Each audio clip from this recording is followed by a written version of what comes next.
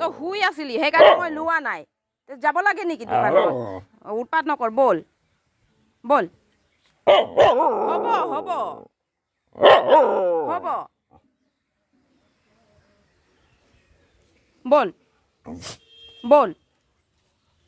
উৎপাত নকৰ কৈ দিছোঁ বল তই শুই আছিলি সেইকাৰণে মই লোৱা নাই বুজিলি বল বল মোৰ কাৰণে ইমান গাল দিছে বা